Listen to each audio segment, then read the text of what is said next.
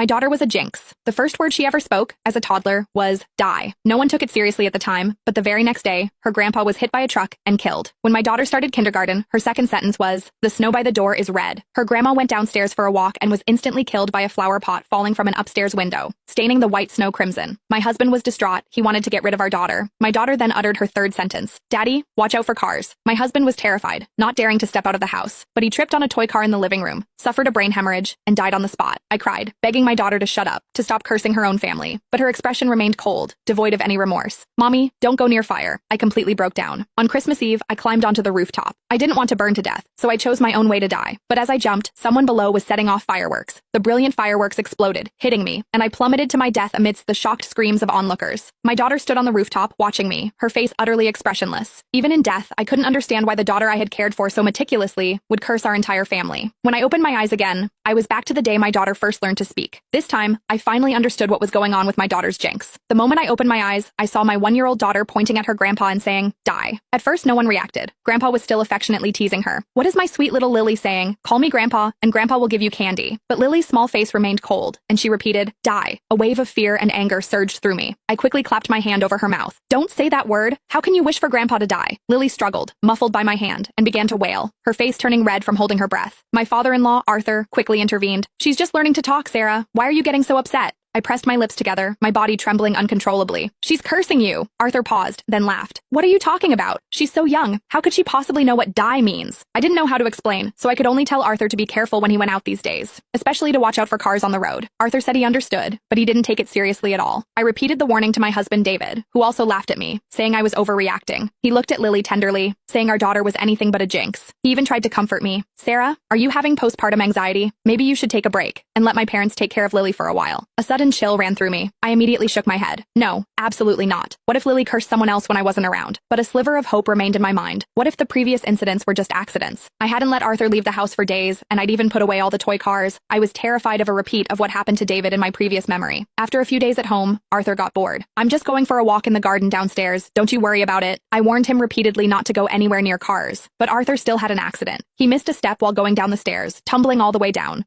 His head landed precisely on a protruding nail. Arthur died on the spot. When the ambulance arrived, they immediately called the funeral home. My mother-in-law, Martha, knelt beside Arthur, sobbing uncontrollably. How could this happen? But her usually kind husband was gone forever, unable to hear her cries. David rushed back from work, his eyes immediately red with tears. Yet, he calmly contacted relatives and friends, preparing Arthur's funeral. I held my innocent daughter, overwhelmed by guilt and self-blame. But Lily remained perfectly innocent, as if nothing had happened. I pinched her cheek, making her look at me. "Lily, tell Mommy, why did you say that word? Why did you have to curse Grandpa?"